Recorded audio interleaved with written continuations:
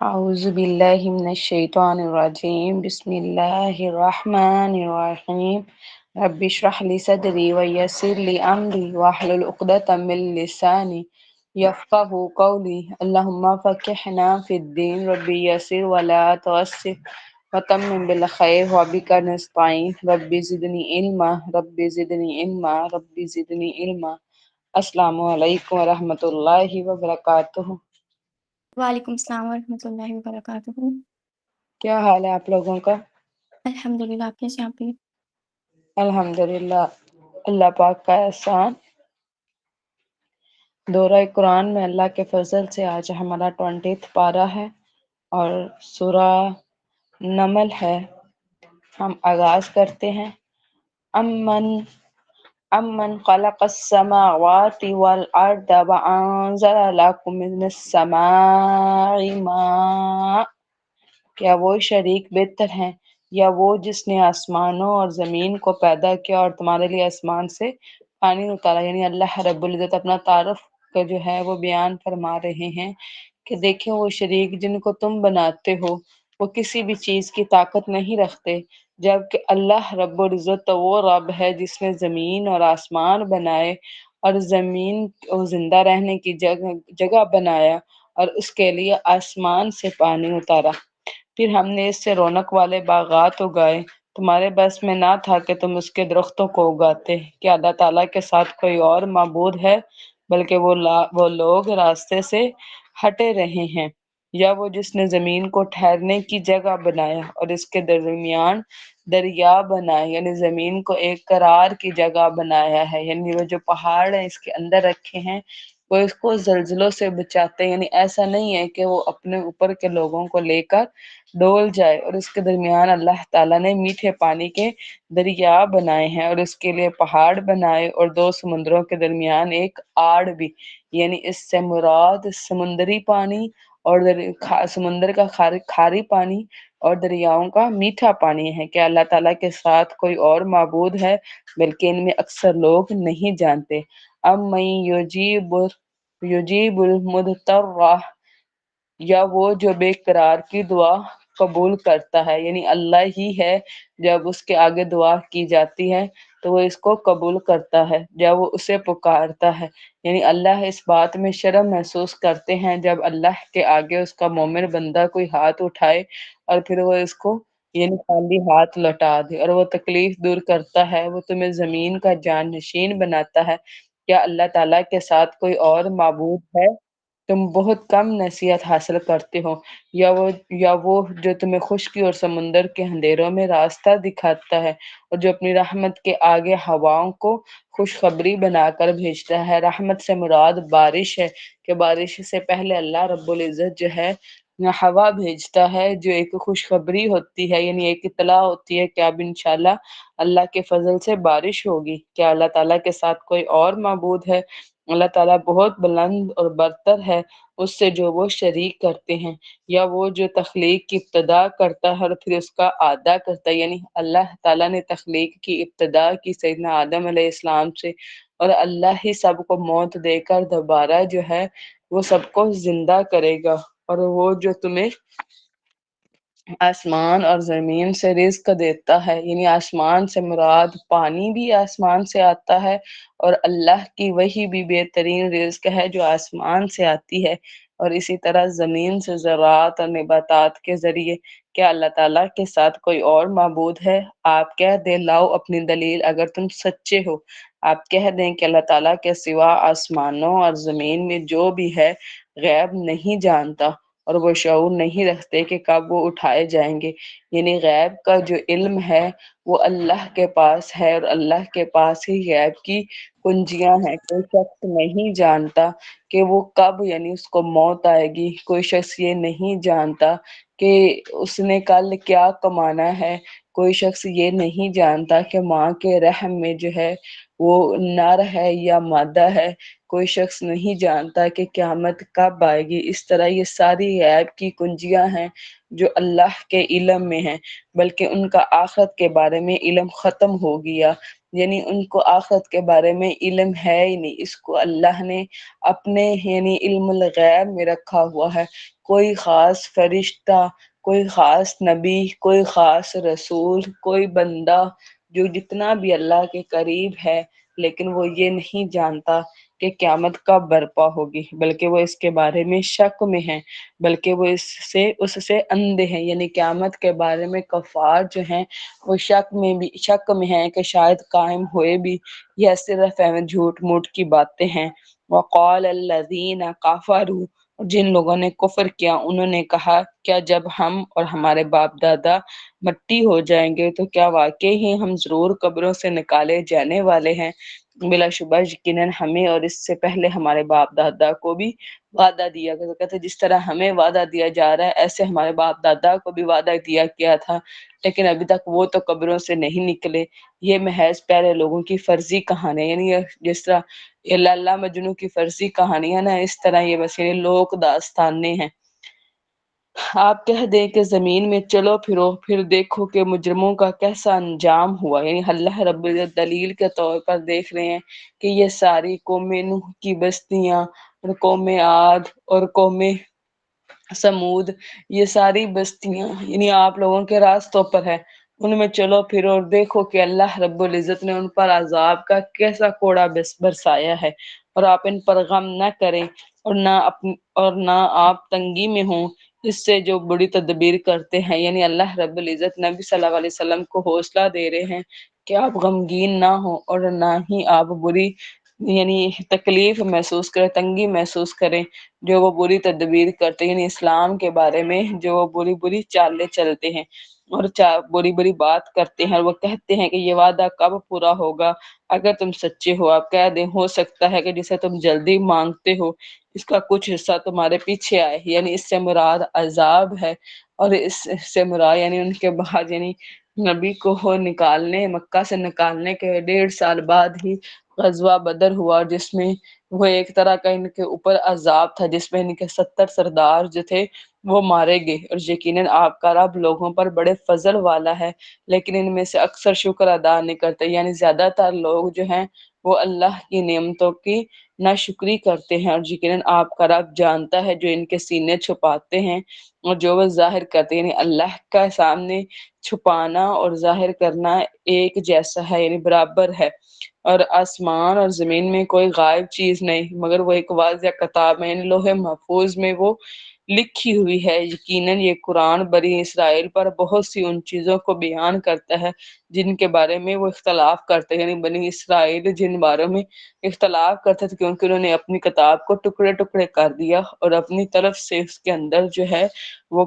یعنی باتیں ایڈ کی ہیں، تو قرآن جو ہے وہ اس اختلاف کو ختم کرتا ہے اور بات کو واضح بیان کرتا ہے، اور وہ مومنوں کے لیے یقیناً ہدایت اور رحمت ہے۔ یعنی جو اس ذکر پر ایمان لے کے آتا ہے، اس پر عمل کرنے کی کوشش کرتا ہے تو ان کے لیے یہ رحمت ہے۔ یقیناً آپ کا رب اپنے حکم سے ان کے درمیان فیصلہ کرے گا اور وہی سب پر غالب سب کچھ جاننے والا ہے۔ فَتَوَكَّلْ عَلَى اللَّهِ إِنَّكَ عَلَى الْحَقِّ الْمُبِينِ، چنانچہ آپ اللہ تعالیٰ پر بھروسہ رکھیں، یقیناً آپ واضح حق پر ہیں۔ یعنی جو اللہ پر توکل رکھتا ہے اللہ اس کے لیے نکلنے کا راستہ بنا دیتا ہے۔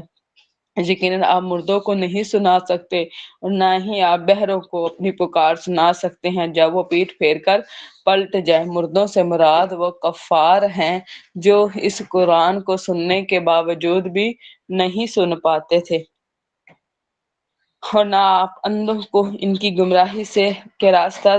دکھانے والے ہیں۔ آپ صرف انہی فرما سکتے ہیں جو ہمارے آیات پر ایمان لاتا ہے، چنانچہ وہی فرما بردار ہے، جسے اللہ نے ہدایت دی ہے وہی اس قرآن کو سن سکتا ہے، اور جو اللہ کی طرف گمراہی پر ہے وہ سن کے بھی انجان بن جاتا ہے۔ اور جب ان پر بات واقع ہو جائے گی تو ہم ان کے لیے زمین سے چلنے والا ایک جانور نکالیں گے جو ان سے کلام کرے گا۔ یقیناً فلاں لوگ ہماری آیات پر یقین نہیں رکھتے تھے۔ یہ دابت الارض ہے، ٹھیک ہے، یہ ایک طرح کا جانور ہے جس کی کوئی ہیئت یا شکل اللہ رب العزت نے واضح نہیں فرمائی، لیکن یہ قرب قیامت کے قریب جو ہے نا، یعنی قرب قیامت میں یہ زمین سے نکلے گا۔ یعنی جب سورج مغرب سے نکلے گا تو کہتے ہیں کہ چاشت کے وقت جب یعنی سورج طلوع ہو جائے گا، اور جب یعنی مغرب سے طلوع ہوگا تو جب چاشت کا وقت ہوگا تو یہ دابت الارض ایک جانور ہوگا جو زمین سے نکلے گا، اور اس کی خاصیت یہ ہے کہ یہ سب لوگوں سے کلام کرے گا، ان لوگوں کو بتا دے گا کہ یعنی ان کی پیشانی پر نشان لگائے گا کہ کون کافر ہے اور کون مسلمان ہے، ٹھیک ہے۔ تو اس وقت یعنی نشان زدہ لوگوں کی تعداد اتنی زیادہ ہو جائے گی کہ کوئی شخص اگر اونٹ خریدے گا تو وہ کہے گا کہ میں نے یہ فلاں نشان زدہ شخص سے جو ہے اس اونٹ کو خریدا ہے۔ اور جس دن ہم ہر امت میں سے ان لوگوں کو ایک گروہ جمع کریں گے جو ہماری آیات کو جھٹلاتے تھے، یعنی ہر امت کے وہ لوگ جنہوں نے اللہ کے آیات کو جھٹلایا، اللہ تعالیٰ ان کو امت میں سے کھینچ لائے گا، پھر ان کی قسمیں بنائی جائیں گی، یعنی ان کی صف بندی کی جائے گی، یہاں تک کہ جب وہ آ جائیں گے تو اللہ تعالیٰ فرمائے گا کیا تم نے میری آیات کو جھٹلایا؟ یعنی وہ جو گروپ بنے تھے، یعنی کلاسیفیکیشن ہوئی تھی منکر لوگوں کی، ان کے اللہ کے سامنے کھڑا کیا جائے گا اور اللہ ان سے سوال کرے گا، اللہ کہ تم نے علم سے ان کا احاطہ ہی نہیں کیا ہوا تھا، یعنی یہ جو انکار تھا وہ بغیر علم کے تھا۔ اب بھی جاہل جو ہیں وہ کیا کرتے ہیں، بغیر علم کے جو ہے وہ بس اپنی ڈھٹائی میں، اپنی انا میں، اپنے تکبر میں جو ہے وہ اس طرح دوسروں کا انکار کرتے ہیں، یا پھر تم عمل کیا کرتے تھے اور ان پر بات واقعہ ہو جائے گی، اس کے بدلے جو انہوں نے ظلم کیا چنانچہ وہ کچھ نہ بولیں گے، یعنی ان کے پاس کوئی طاقت ہی نہ ہوگی بولنے کی۔ کیا انہوں نے نہیں دیکھا کہ یقیناً ہم نے رات بنائی تاکہ لوگ اس میں آرام کریں، یعنی یہ اللہ کا احسان ہے کہ اللہ نے رات بنائی اور دن کو دکھلانے والا بنایا، یعنی کہ روشن، واقعی اس میں یقیناً بہت سی نشانیاں ہیں ان لوگوں کے لیے جو ایمان لاتے ہیں۔ رات اور دن میں اللہ کی بہت ساری نشانیاں، خود ہم اپنے اندر دیکھیں تو ہمارے اندر کی یعنی بہت زیادہ میڈیکلی تبدیلیاں ہو رہی ہوتی ہیں، دن کے اکارڈنگ بھی اور رات کے اکارڈنگ بھی۔ اور جس دن سور میں پھونک مار دی جائے گی، سور جو ہے وہ ایک سینگ کی طرح ہے جسے نرسنگا بولتے ہیں، سیدنا اسرافیل علیہ السلام اس پر اپنے ہونٹ لگائے جو ہیں وہ کھڑے ہوئے ہیں کہ جب اللہ کا حکم ہو تو اس میں سور پھونک دیا جائے تو سب گھبرا اٹھیں گے، جو آسمان میں ہے سور 2 دفعہ پھونکا جائے گا، 1 دفعہ پھونکا جائے گا تو ساری کائنات کی موت واقع ہو جائے گی، اور دوسری دفعہ جب پھونکا جائے گا تو سب لوگ جو ہے وہ دوبارہ جی اٹھیں گے، جو آسمانوں میں ہے اور جو زمین میں ہے، مگر وہ جسے اللہ تعالیٰ چاہے گا، اور سب اسی کے پاس ذلیل ہو کر چلے آئیں گے۔ یعنی ایسا نہیں ہے کہ اس دن کوئی انکار کر سکے یا بھاگ سکے یا اللہ کا مقابلہ کر سکے، بلکہ سارے عاجزی اور انکساری کے ساتھ اللہ کی طرف بھاگ آئیں گے، اور آپ پہاڑوں کو دیکھیں گے، آپ انہیں جمع ہوا گمان کرو گے، حالانکہ وہی بادلوں کے چلنے کی طرح چل رہے ہوں گے۔ یعنی قیامت والے دن پہاڑ اس طرح چلیں گے اس طرح بادل جو ہیں وہ چل رہے ہوتے ہیں۔ یہ اللہ تعالیٰ کی کاریگری ہے جس نے ہر چیز کو خوب مضبوط بنایا ہے، یقیناً وہ خوب باخبر اس سے جو تم کرتے ہو۔ جو شخص نیکی لائے گا تو اس کے لیے اس کا بہتر ہے، یعنی جو نیکی لے کے آئے گا، نیکی اگر ایک کرے گا تو اس کا بہتر ہے، یعنی اس کو 1 کا 10 گنا دیا جائے گا، اور وہ اس دن گھبراہٹ سے امن میں ہوگا۔ یعنی وہ قیامت کی جو گھبراہٹ ہے، جو خوف ہے، جو غمگین ہے، جو حسرت ہے، وہ اس سے محفوظ رکھ لیا جائے گا، اور جو برائی لے کے آئے گا تو ان کے چہرے اوندے منہ آگ میں ڈال دیے جائیں گے۔ یعنی جنہوں نے اپنی ساری زندگی دنیا کے ارد گرد ہی جو ہے وہ گزار دی تو اس دن ان کا ٹھکانہ جہنم ہوگا،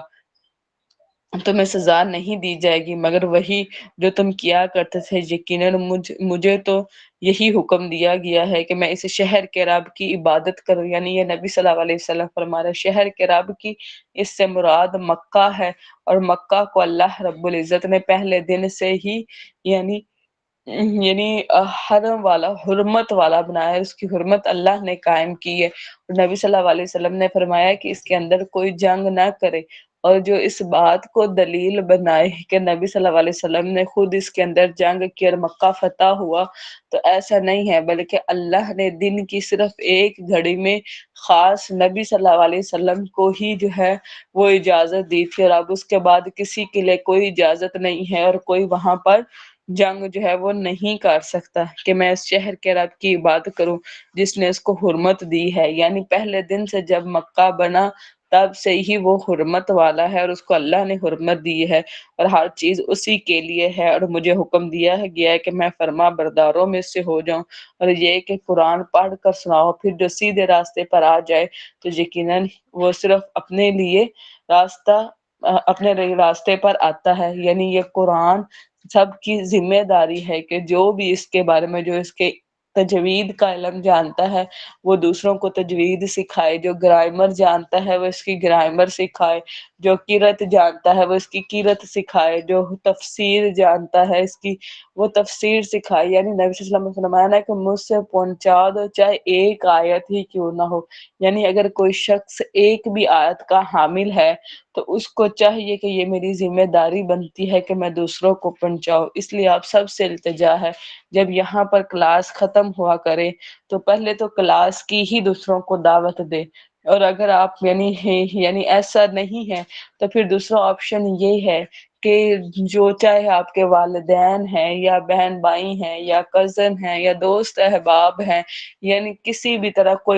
کوئی کولیگز ہیں، یعنی کسی بھی طرح سوسائٹی میں جن کے ساتھ آپ کا انٹریکشن ہے، ان کو باتوں باتوں میں کوئی ایک آیت تو لازمی طور پر اس مہینے میں تو لازم اپنے اوپر کر لیں کہ ان کو بات میں ہی ایک آیت جو ہے وہ بتا دی جائے، تاکہ آپ کی طرف سے جو ہے وہ ساری زندگی کے لیے ایک صدقہ جاریہ بن جائے۔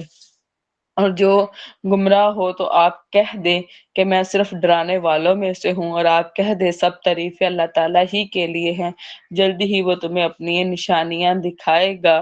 تو تم انہیں پہچان لو گے۔ وَمَا رَبُّكَ بِغَافِلٍ عَمَّا تَعْمَلُونَ، اور آپ کا رب اس سے بے خبر نہیں ہے جو تم عمل کرتے ہو۔ یہاں پر ہماری سورہ نمل مکمل ہوتی ہے اور سورہ قصص جو ہے وہ شروع ہوتی ہے۔ سورہ قصص مکی ہے، اس میں 88 آیات اور 9 رکوع ہیں۔ بسم اللہ الرحمن الرحیم، طاسین میم، یہ حروف مقطعات ہیں اور اس کا علم اللہ رب العزت کے پاس ہے۔ تلک آیات الکتاب المبین، یہ واضح کتاب کی آیات ہیں۔ ہم آپ کو موسیٰ اور فرعون کے حالات حق کے ساتھ پڑھ کر سناتے ہیں، یعنی اللہ رب العزت نبی صلی اللہ علیہ وسلم کو سیدنا موسیٰ اور فرعون کے بارے میں بتا رہے ہیں۔ یعنی یہ جب بہت زیادہ سختیاں آنا شروع ہوئی نبی صلی اللہ علیہ وسلم پر، تو ان کو حوصلے کے لیے اس طرح پچھلے انبیاء کے قصے جو ہیں وہ بتائے گئے کہ جس طرح آپ پر آزمائشیں آئی پہلی امتوں پر اور پہلے انبیاء پر بھی ایسے ہی آزمائشیں آئیں۔ ایسے لوگوں کے لیے جو ایمان لاتے ہیں، یعنی اس سے خاص تو صحابہ اور عام تمام جو ہیں امت محمدی ہے جو اللہ اور اس کے رسول پر ایمان لائی ہے۔ یقیناً فرعون نے زمین میں سرکشی کی اور اس نے وہاں کے رہنے والوں کو کئی گروہ بنا دیا، یعنی وہاں کی دو قومیں تھی، ایک اسرائیل بنی اسرائیل اور ایک قبطی جو فرعون کی قوم تھی۔ تو جو قبطی تھی وہ سردار بن کے رہا کرتے تھے، جو بنی اسرائیل تھی وہ غلام بن کے رہا کرتے تھے۔ ان میں سے ایک گروہ کو وہ نہایت کمزور کر رہا تھا، وہ ان کے بیٹوں کو بری طرح ذبح کرتا اور ان کی عورتوں کو زندہ رہنے دیتا، یقیناً وہ فساد کرنے والوں میں سے، یعنی وہ جو مین پاور ہے اس کو کم کرنے کے لیے وہ کیا کرتا تھا، لڑکوں کو ذبح کروا دیتا تھا۔ اور ہم ارادہ رکھتے تھے کہ ان لوگوں پر احسان کریں جو زمین میں نہایت کمزور کر دیے گئے تھے، اور ہم انہیں رہنما بنا دیں اور ہم انہیں وارث بنا دیں، فلسطین یعنی ارض مقدس کا وارث بنا دے، اور ہم انہیں زمین میں اقتدار دے، اور ہم فرعون اور حمان اور ان کے لشکروں کو ان سے وہی کچھ دکھلا دے۔ فرعون جو تھا وہ ایک بادشاہ تھا، اور جو حمان تھا وہ اس کا وزیر تھا جو اس کے حکم کی اس کے اصولوں کو رائج کرتا تھا۔ ان سے وہی کچھ دکھلا دے جس سے وہ ڈرتے ہیں، یعنی وہ اس بات سے ڈر رہے تھے کہ بنی اسرائیل میں سے ایک لڑکا پیدا ہوگا جو ان کی حکومت کو جو ہے تباہ و برباد کرے گا۔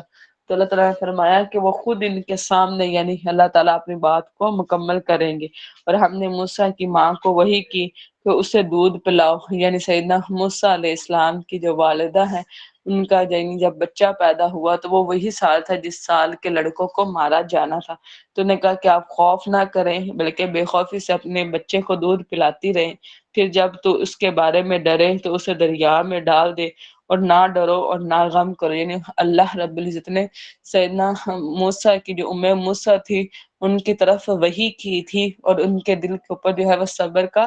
بند باندھ دیا تھا. یقیناً ہم اسے تمہاری طرف لوٹا کر لانے والے ہیں اور اسے رسولوں میں بنانے والے ہیں. یعنی ان کا پہلے جو دل تھا وہ اس بات پر نہیں مانا، لیکن اللہ کی طرف سے کی گئی بات جو ہے وہ ان کے دل کو مضبوط کی گئی کہ ایک تو یہ ہے کہ یہ واپس لوٹ کر آپ کے پاس آ جائے گا، ٹھیک ہے، اور دوسری بات یہ کہ ہم اس کو نبوت کا جو ہے وہ یعنی منصب پر فائز کرنے والے ہیں. تو اس بات نے ان کے دل کو مضبوط کر دیا تھا، اور ان کی طرف جو وحی کی گئی وہ دل میں بات جو ہے وہ ڈالی گئی تھی. تو اسے فرعون کے گھر والوں نے اٹھایا تاکہ وہ ان کے لیے دشمن ہو اور غم کا باعث ہو. یقینا فرعون اور حامان اور ان دونوں کے لشکر خطا کار ہے، یعنی اللہ کے برابرے میں سرکشی کرنے والے ہیں. وقالت امرأۃ فرعون، اور فرعون کی بیوی نے کہا کہ میرے لیے اور تمہارے لیے آنکھوں کی ٹھنڈک ہے. یعنی جب انہوں نے وہ صندوق کھولا تو اس کے اندر ایک خوبصورت بچہ تھا اور سیدنا موسیٰ کی محبت جو ہے وہ ان پر ڈال دی گئی، اور بیوی نے کہا کہ شاید یہ تمہارے لیے اور میرے لیے آنکھوں کی ٹھنڈک ہو، یعنی ہم اس کو اپنی اولاد ہی بنا لیں. عموماً ایسے ہی ہوتا ہے کہ جو بے اولاد جوڑا ہوتا ہے اسے کوئی بچہ کہیں سے مل جائے تو وہ اس کو یہی سمجھتے ہیں کہ یہ یعنی ہمارے رب کی عطا ہے یا ہمیں یہ ملا ہے، تم اسے قتل نہ کرو. یعنی اس کی بیوی نے اس کو روکا، امید ہے کہ وہ ہمیں نفع دے یا ہم اسے بیٹا ہی بنا لے، اور وہ سمجھتے نہیں تھے. یعنی وہ اس بات سے یعنی شعور نہیں رہتے تھے کہ جس لڑکے کی وجہ سے وہ سب کے بیٹے قتل کر رہے ہیں، وہ جس کو بچا رہے ہیں وہ وہی لڑکا ہے.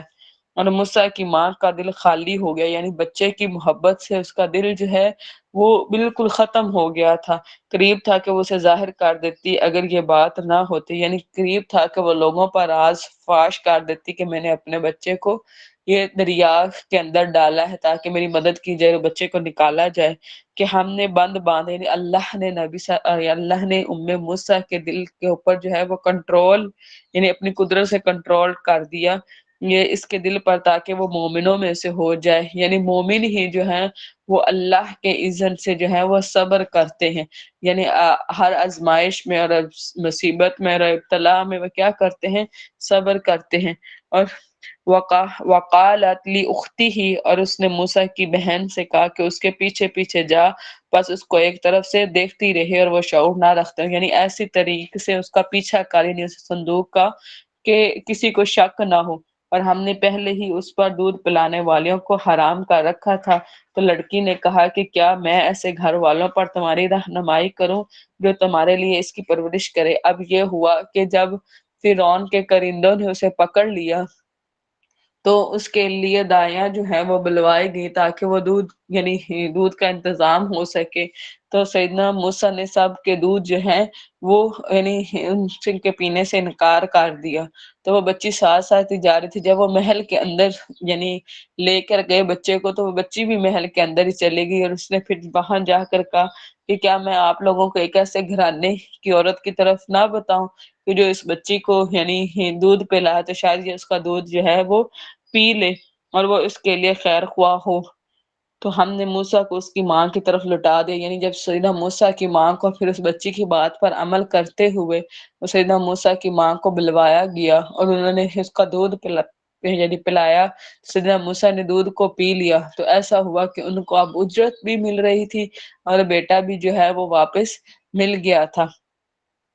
اور تاکہ اس کی آنکھیں ٹھنڈی ہو یعنی اپنی اولاد کو دیکھ کر اور وہ غمگین نہ ہو، اور تاکہ وہ جان لے کہ اللہ تعالیٰ کا وعدہ سچا، یعنی اللہ نے جو وعدہ کیا تھا کہ میں واپس لوٹا دوں گا وہ سچ کر دکھایا. لیکن اکثر لوگ نہیں جانتے. اور جب موسیٰ اپنی جوانی کو پہنچا اور پورا توانا ہو گیا یعنی بالکل نوجوان ہو گیا تو ہم نے اسے حکمت اور علم عطا کیا. یعنی حکمت سے مراد فیصلہ کرنے کی طاقت اور علم سے مراد اللہ کا علم ہے. اور اس طرح ہم نیک لوگوں کو جزا دیتے ہیں. یعنی جس کو دین کا علم مل جائے یہ اللہ کی بڑی رحمت ہے، اور یہ بڑی یعنی اللہ کا احسان اور ہدایت ہے کہ جس کو اس کتاب کا علم مل جائے اور اللہ کا علم مل جائے. اور وہ شہر میں ایسے وقت میں داخل ہوا جب اس کے رہنے والے غفلت میں تھے، یعنی اس سے دو وقت مراد ہیں، یعنی یا تو بالکل دوپہر کے وقت کے جب لوگ کل اللہ کے لیے اپنے گھروں میں چلے جاتے ہیں،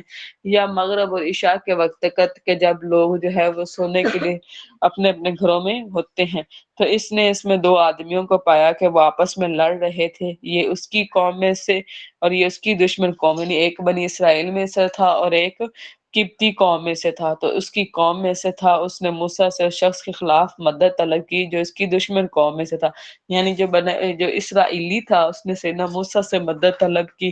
اور سیدنا اس موسیٰ علیہ السلام تو پہلے ہی دیکھتے تھے کہ قبطی کس طرح یعنی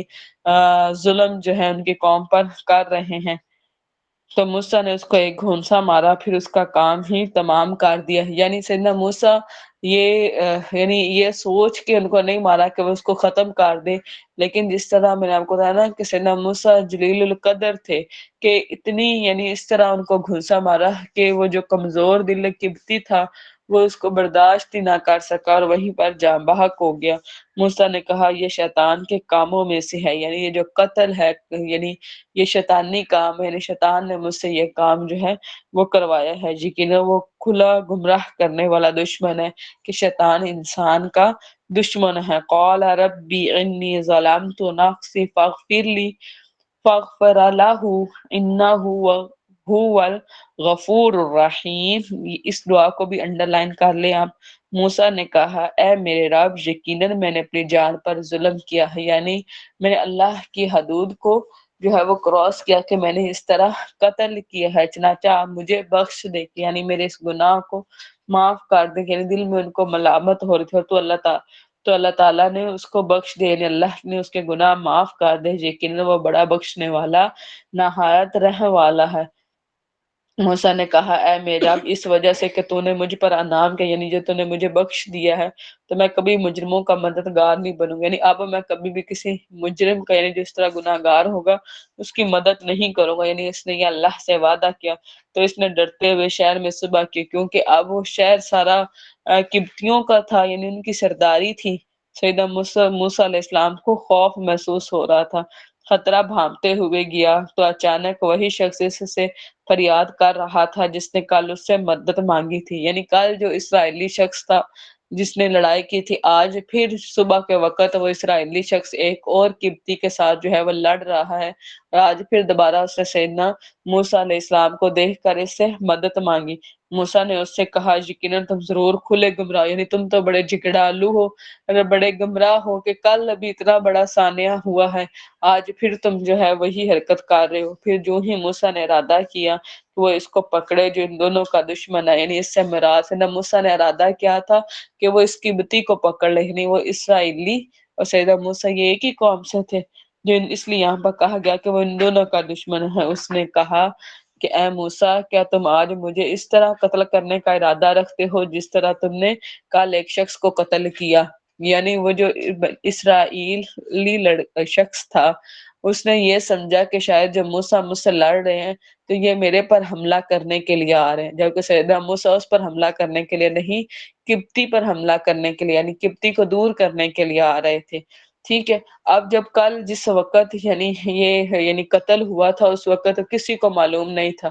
یعنی یہ تین ہی لوگ تھے شہر میں، باقی لوگ وہاں پر موجود نہیں تھے،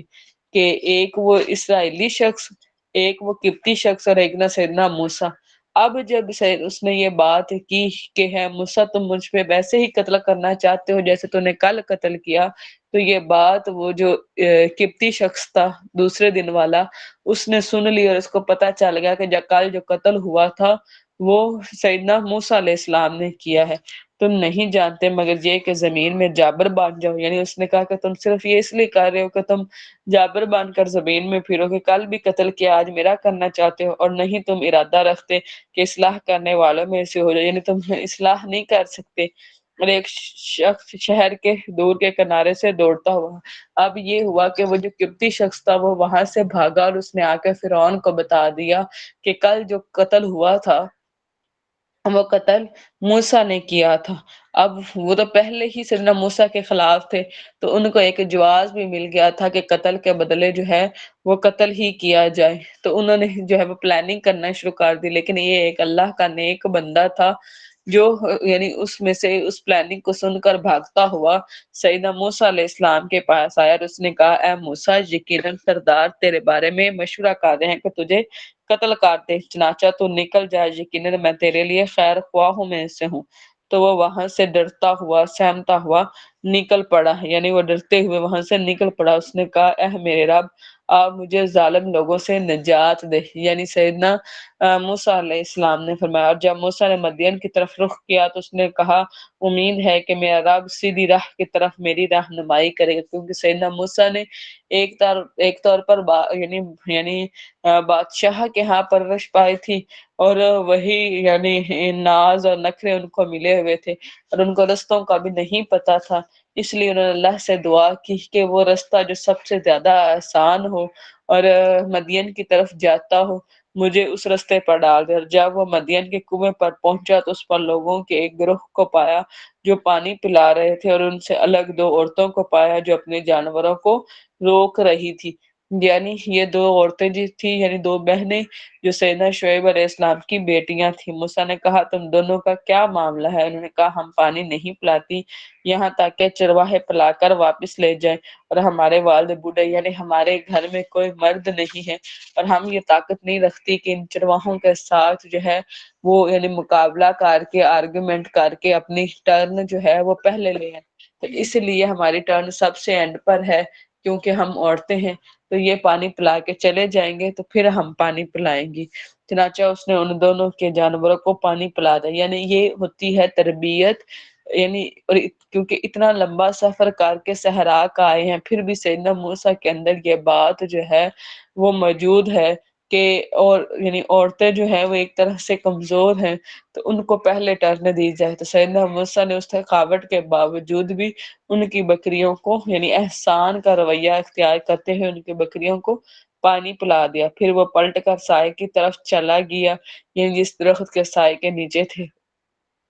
فقال ربی انی لما انزلت الی من خیر فقیر، تو اس نے کہا اے میرے رب جو بھلائی بھی آپ مجھ پر نازل کر دیں یقیناً میں محتاج ہوں۔ اس دعا کو انڈر لائن کر لے، یعنی اس دعا کے بعد سیدنا موسیٰ علیہ السلام بے گھر تھے تو اللہ نے ان کو گھر دیا، اور سیدنا موسیٰ علیہ السلام غیر شادی شدہ تھے تو اللہ نے ان کو نکاح جو ہے ان کا کیا، اور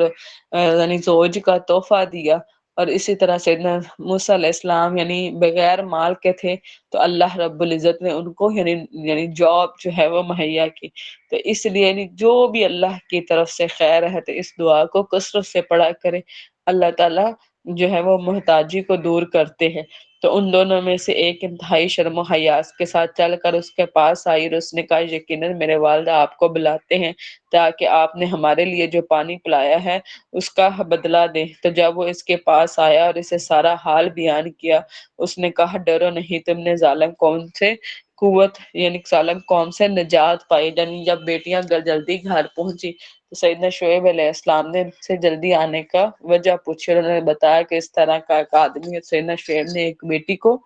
وہاں پر بھیجا جو انتہائی یعنی حیا کے ساتھ ایک مومن عورت کے پاس جو سب سے بہترین خزانہ ہوتا ہے نا، چاہے مومن عورت ہو یا مرد ہو، وہ حیا ہے۔ جیسے کہ نبی صلی اللہ علیہ وسلم نے فرمایا کہ جب تم میں حیا نہ رہے تو جو چاہو وہ کرو، اور اسی طرح ایمان کی 60 سے اوپر شاخیں ہیں اور حیا بھی ایمان میں سے، یعنی کہ جب حیا نہیں رہتی تو پھر ایمان بھی نہیں رہتا، یعنی یہ ساتھ ساتھ ہے، بہن بہن ہے،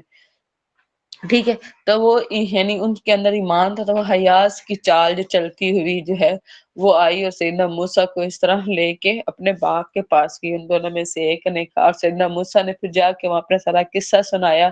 کہ کس طرح وہ اپنا ملک چھوڑ کر آئے ہیں۔ اے میرے ابا جان اسے اجرت پہ رکھ لے، یقیناً بہترین آدمی جسے آپ اجرت پر رکھیں مضبوط امانت دار ہی ہے۔ یعنی یہ دو کوالٹی ایک غلام کے اندر ہونی چاہیے، چاہے وہ ہمارے گھر کی یعنی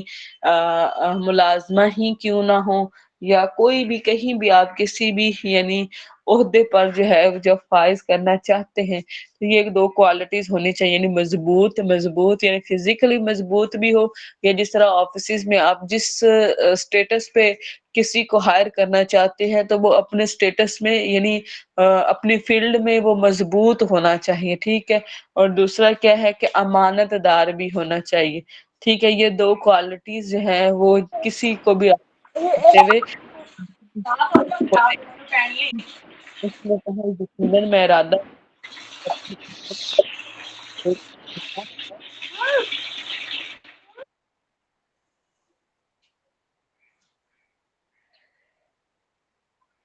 ایک کا نکاح تمہارے ساتھ کر دوں، یعنی بغیر نکاح کے بیٹیوں کے ساتھ ایک نوجوان غلام کو رکھنا یہ ٹھیک نہیں تھا، تو اس لیے انہوں نے یعنی ایک کا نکاح جو ہے اس کے ساتھ کرنے کا ارادہ کیا، اس شرط پر کہ تم 8 سال تک میری مزدوری کرو، پھر اگر 10 سال پورے کر دو تمہاری طرف سے ہے، یعنی 8 سال کا جو ہے وہ حق مہر ہے، ٹھیک ہے۔ اگر 8 سال آپ مزدوری کریں گے اس کے بدلے کہ اپنی بیٹی کا نکاح، لیکن اگر آپ احسان فرماتے ہوئے 10 سال کر دیں تو یہ آپ کی مرضی ہے، یعنی کوئی انفورسمنٹ نہیں ہے کہ چاہے ان دونوں میں سے کوئی بھی مدت آپ پوری کر سکتے ہیں، تمہاری طرف سے ہے۔ اور میں تم پر مشقت کا ارادہ نہیں رکھتا، یعنی نہ تو یہ ہے کہ میں تم سے مشقت بھرا کام کرواؤں گا، اور نہ ہی یہ ہے کہ میں تمہیں انفورس کروں کہ تم اس سے زیادہ جو ہے وہ سال میرے پاس رہو، تم انشاءاللہ جلد ہی مجھے نیک لوگوں میں پاؤ گے۔ قال ذالک بینی و بینک، موسیٰ نے کہا یہ بات میرے اور آپ کے درمیان طے ہے، یعنی وہ عہد جو ہے وہ طے پا گیا، ان دونوں مدتوں میں سے جو بھی مجھے میں پوری کر دوں، یعنی 8 سال یا 10 سال، تو مجھ پر کوئی زیادتی نہ ہوگی، اور اللہ تعالیٰ اس پر نگہبان ہے جو کچھ ہم کہہ رہے ہیں۔ جو پھر جب موسیٰ نے مدت پوری کر دی، یعنی سیدنا موسیٰ علیہ السلام، یعنی انبیاء جو ہیں وہ احسان کا رویہ رہتے، سیدنا موسیٰ علیہ السلام 10 سال کی مدت جو ہے وہ پوری کی تھی، اور وہ اپنے گھر والوں کے ساتھ رات کو چل پڑے، یعنی ان کو تھا کہ اب تو 10 سال ہو گئے، اس بات کو لوگ بھول چکے ہوں گے، تو وہ اپنے گھر والوں سے ملنے کے لیے اپنے اہل خانہ کو لے کر دوبارہ پھر مصر کی طرف جو ہے انہوں نے سفر شروع کیا۔ اس نے طور کی جانب ایک آگ دیکھی، جب اسے یعنی کوہ طور پر پہنچے، طور کی جانب انہوں نے ایک آگ دیکھی، اس نے اپنے گھر والوں سے کہا ٹھہرو، یقیناً میں نے ایک آگ دیکھی ہے، شاید کہ میں وہاں سے تمہارے پاس کوئی خبر لے آؤں، یعنی اس سے مراد یہ ہے کہ یعنی راستہ بھول گئے ہیں تو شاید ہمیں اس روشنی سے کوئی راستہ مل جائے، یا کوئی آگ کا انگارہ، یا پھر آگ ہی ہو تاکہ تم سینک سکو، یعنی اس سے ہاتھ تاپ سکو۔ فلما اتاها نودی، چنانچہ جب وہ وہاں آیا تو وادی کے دائیں کنارے سے بابرکت ٹکڑے میں، یعنی وہ جو ارض مقدس سے اس کے برکت ٹکڑے میں ایک درخت سے پکارا گیا، یعنی اللہ کے نور کی روشنی جو ہے وہ اس درخت میں ظاہر ہوئی، اے موسیٰ انی انا اللہ رب العالمین، یقیناً میں ہی تمہارا جہانوں کا رب ہوں۔ اور یہ کہ اپنی لاٹھی پھینک دے، یعنی جو تمہارے ہاتھ میں لاٹھی ہے اس کو پھینک دو، تو جب موسیٰ نے اسے دیکھا کہ حرکت کر رہی ہے گویا کہ وہ سانپ ہے، تو پیٹھ پھیر کر بھاگا اور پیچھے نہیں مڑا۔ اے موسیٰ آگے آؤ اور خوف نہ کھاؤ، یقیناً تم امن والوں میں سے ہو، اور اپنا ہاتھ اپنے گریبان میں ڈالو، بغیر کسی عیب کے سفید چمکتا ہوا نکلے گا، اور خوف سے بچنے کے لیے اپنے بازو اپنے ساتھ ملا لو، یعنی جب بھی تم پر خوف آئے تو اپنے جو بازو ہیں وہ اپنی بغل یعنی سینے کے ساتھ جو ہے وہ ملا لینے چاہیے۔ سو یہ تمہارے رب کی طرف سے 2 دلیلیں ہیں، اور کہا جاتا ہے کہ جو بھی اس طرح سیدنا موسیٰ کی سنت میں جب بھی ان پر خوف طاری ہو، جو شخص بھی اس کو اپنے سینے کے ساتھ یعنی لگائے گا اپنے ہاتھوں کو، تو اللہ تعالیٰ اس کا خوف جو ہے وہ اس سے دور فرما دیں گے۔ فرعون اور اس کے سرداروں کے لیے یقیناً وہ بڑے نافرمان لوگ ہیں۔ موسیٰ نے کہا اے میرا رب، یقیناً میں نے ان میں سے ایک آدمی کو قتل کیا ہے، چنانچہ میں ڈرتا ہوں کہ وہ مجھے قتل کر دیں۔ میرا بھائی ہارون زبان میں مجھ سے زیادہ فصیح ہے، تو اسے میرے ساتھ میرے مددگار کے طور پر بھیج دے کہ وہ میری تائید کرے، یقیناً میں ڈرتا ہوں کہ وہ مجھے جھٹلائیں گے۔ اللہ تعالیٰ نے فرمایا ہم جلد ہی تیرے بھائی کے ذریعے تیرا بازو مضبوط کریں گے، اور ہم تم دونوں کو غلبہ دیں گے، سو وہ تم دونوں تک نہ پہنچیں گے، ہماری نشانیوں کے ساتھ تم دونوں اور جو تم دونوں کی پیروی کریں گے غالب ہونے والا، یعنی تم بھی اور جو تمہاری پیروی کرے گا وہ سب غالب ہوں گے۔ پھر جب موسیٰ ان کے پاس ہماری کھلی نشانیاں لے کر آیا تو انہوں نے کہا من گھڑت جادو کے سوا یہ کچھ بھی نہیں، اور ہم یہ باتیں اپنے پہلے باپ دادا میں نہیں سنی، یعنی یہ صرف من گھڑت کہانیاں ہیں۔ اگر اس طرح رسول بھیجے جاتے ہوتے تو ہمارے باپ دادا میں سے کوئی تو ہمیں اس کے بارے میں کچھ بتاتا، یہ باتیں ہم نے ان سے نہیں سنی ابھی۔ اور موسیٰ نے کہا میرا رب اس کو زیادہ جانتا ہے جو اس کی جناب سے ہدایت لے کر آیا ہے، اور اس شخص کو جس کے لیے گھر کا اچھا انجام ہوگا، یقیناً ظالم کامیاب نہیں ہوتے۔ اور فرعون نے کہا اے اہل دربار، میں تو اپنے سوا تمہارے لیے کسی کو معبود نہیں جانتا، یعنی انہوں نے جب رب العالمین کی بات کی تو فرعون نے کہا کہ رب تو میں ہوں، تو اے حمان میرے لیے مٹی پر آگ جلاؤ، پھر میرے لیے ایک محل بنا دو تاکہ میں موسیٰ کے معبود کو جھانک کر دیکھوں۔ یعنی یہ صرف حمان جو تھا وہ اس کا وزیر تھا، یعنی یہ صرف نیچا دکھانے کے لیے اور صرف تکلیف دینے کے لیے انہوں نے دوسروں کے سامنے ایک طرح سے ایک لاجیکل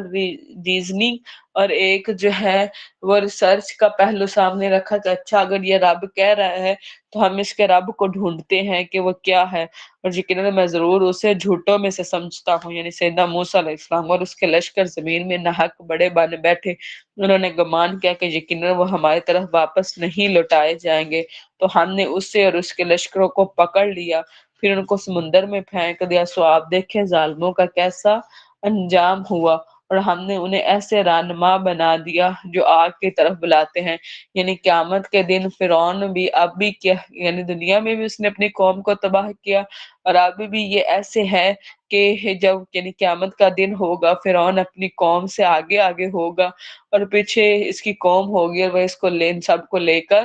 آگ میں یعنی جہنم کی طرف جو ہے وہ لے کر جائے گا، اور قیامت کے دن ان کی مدد نہیں کی جائے گی۔ اور ہم نے اس دنیا میں بھی ان کے پیچھے لعنت لگا دی، یعنی یہ لعنت زدہ لوگ اور قیامت کے دن بھی وہ بدحال لوگوں میں سے ہوں گے۔ وَلَقَدْ آتَيْنَا مُوسَى الْكِتَابَ، اور بلا شبہ یقیناً ہم نے پہلی امتوں کو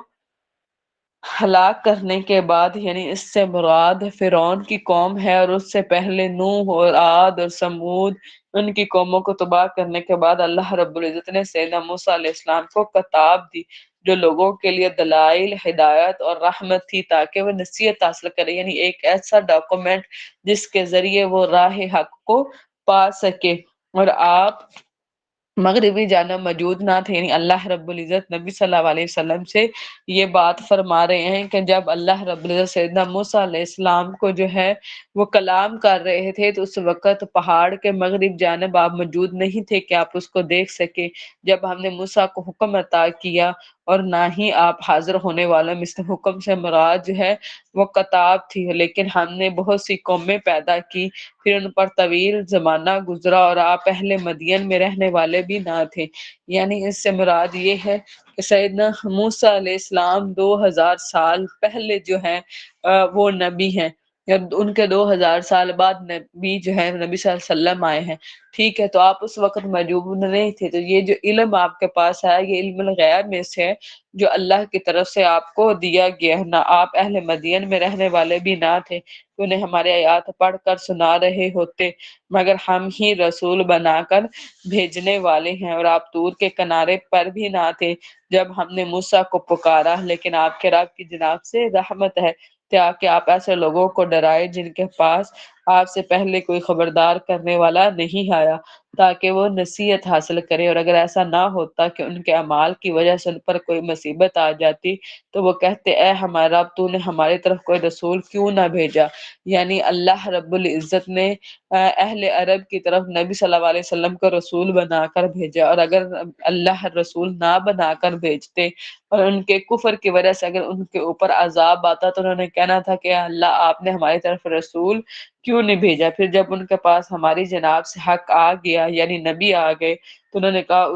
اسے بھی کیوں نہ وہی کچھ دیا گیا جو موسیٰ کو دیا گیا، یعنی جس طرح موسیٰ کو ایک ہی دفعہ میں تورات یعنی الواح جو ہے وہ دی گئی تھی، ویسے ہی نبی صلی اللہ علیہ وسلم کو ایک ہی وقت یک بارگی میں ہی قرآن کیوں نہیں دیا گیا۔ تو کیا انہوں نے اس کا انکار نہیں کیا تھا جو اس سے پہلے موسیٰ کو دی گئی تھی؟ یعنی اللہ رب العزت فرما رہے ہیں کہ اب یہ موسیٰ کی طرح کا کمپیریزن مانگ رہے ہیں، لیکن اس سے پہلے موسیٰ کی کتاب کا یہ خود انکار کیا کرتے تھے۔ انہوں نے کہا دونوں ہی جادوگر ہیں، انہوں نے ایک دوسرے کی مدد کی ہے، یعنی اس سے مراد ہے کہ کفار مکہ جو تھے انہوں نے دونوں کو ہی جھٹلا دیا تھا، یعنی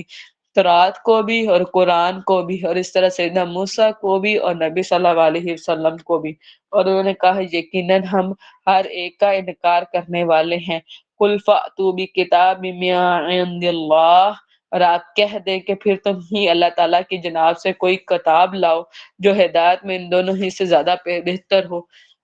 میں اس کی پیروی کروں گا اگر تم واقعی سچے ہو۔ یعنی اللہ رب العزت نبی صلی اللہ علیہ وسلم سے فرما رہے ہیں کہ آپ ان سے کہو کہ اچھا کوئی کتاب لے آئے جو ان دونوں کتابوں سے زیادہ بہتر ہو، جو اللہ کی جانب سے ہو، تو میں اس کی پیروی کر لوں گا۔ پھر اگر وہ آپ کی بات قبول نہ کریں تو آپ یقین کریں کہ وہ صرف اپنی خواہشات کی پیروی کرتے ہیں، اور اس سے زیادہ گمراہ کون ہوگا جو اللہ تعالیٰ کی ہدایت کے بغیر ہی اپنی خواہش کی پیروی کرتا ہے۔ بلا شبہ اللہ تعالیٰ ظالم لوگوں کو ہدایت نہیں دیتا، اور بلا شبہ ہم نے انہیں بات پہنچا دی ہے تاکہ وہ نصیحت حاصل کرے۔ الذین آتیناہم الکتاب، اور جن لوگوں کو ہم نے اس سے پہلے کتاب دی ہے وہ اس پر ایمان لاتے ہیں، اور جب وہ انہیں پڑھ کر سنایا جاتا ہے تو وہ کہتے ہیں کہ ہم اس پر ایمان لائے، یقیناً ہمارے رب کی جناب سے وہ حق ہے۔ یعنی اس سے مراد وہ لوگ ہیں جو پہلے سیدنا عیسیٰ علیہ السلام پر ایمان لائے، اور اس کے بعد جب نبی صلی اللہ علیہ وسلم آئے تو ان پر بھی ایمان لے کے آئے، جیسے کہ صحابہ میں سے سیدنا عبداللہ بن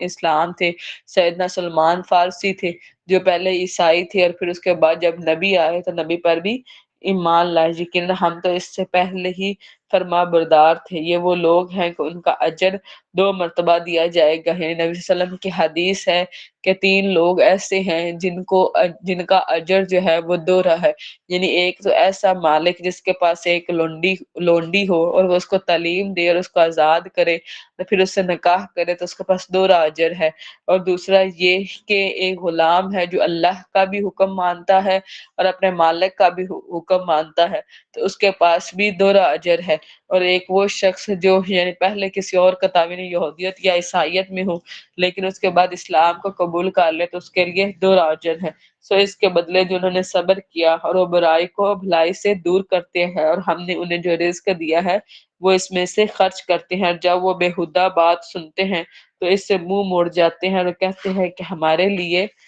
ہمارے اعمال ہیں اور تمہارے لیے تمہارے اعمال ہیں، تمہیں سلام ہو، ہم جاہلوں کو نہیں جانتے۔ یہ ہوا ایسے تھا کہ جب یعنی اسلام پر یعنی دین اسلام پر سختیاں بڑھ گئی مسلمانوں پر تو لوگ جو ہے وہ حبشہ کی طرف جو ہے وہ ہجرت کر گئے، اور پھر کیا ہوا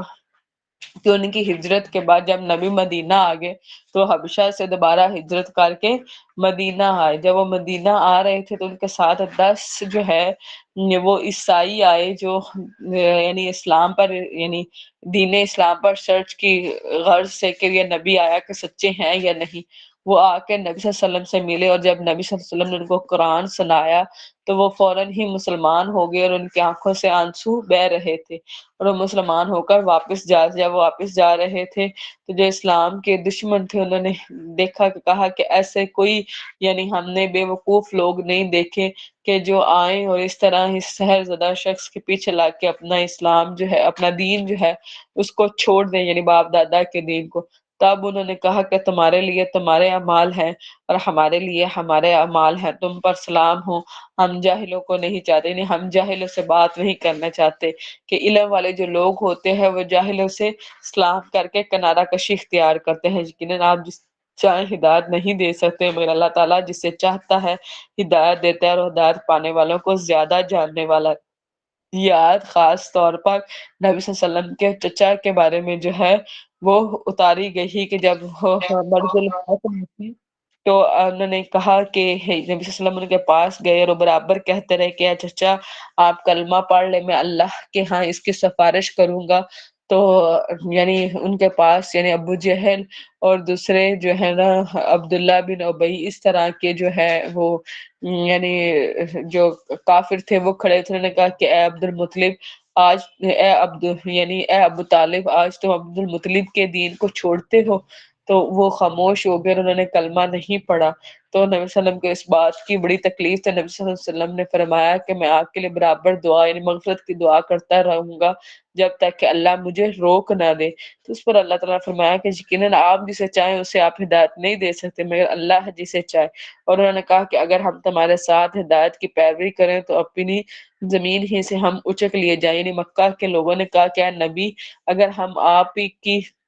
اطاعت کریں تو ہمیں مکہ سے جو ہے وہ نکال دیا جائے گا، یا مکہ والے ہم پر ظلم کریں گے۔ اور کیا ہم نے انہیں ایک پرامن حرم میں جگہ نہیں دی؟ یعنی اللہ رب العزت اب ان کے اس عذر کا جواب دے رہے ہیں کہ اچھا اگر تم کافر بن کے رہو تو تب تم مکہ میں رہ سکتے ہو، لیکن اگر مسلمان بن کے رہو تب تم مکہ میں نہیں رہ سکتے۔ کیا اللہ کی یہ پہلے نعمت تمہارے اندر موجود نہیں ہے کہ اللہ نے حرم پاک میں آپ لوگوں کو جگہ دی ہے جس کی طرف ہماری جناب سے رزق کے طور پر ہر قسم کے پھل کھینچ کر لائے جاتے ہیں؟ یعنی مکہ کے اندر کاشتکاری نہیں ہوتی لیکن پھر بھی ساری دنیا کے پھل جو ہے وہ وہاں پر پہنچتے ہیں، جو سیدنا ابراہیم کی دعا تھی۔ لیکن ان میں سے اکثر لوگ نہیں جانتے، اور کتنی ہی بستیاں ہم نے ہلاک کر دی جو اپنی معیشت پر اتراتی تھی، تو وہ ان کے گھر ہیں جو ان کے بعد کم ہی آباد ہوئے اور ہم ہی وارث ہونے والے ہیں۔ وَمَا كَانَ رَبُّكَ مُهْلِكَ الْقُرَىٰ، اور آپ کا رب بستیوں کو ہلاک کرنے والا نہیں یہاں تک کہ ان کے مرکز میں رسول بھیج دے جو انہیں ہمارے آیات پڑھ کر سنائے،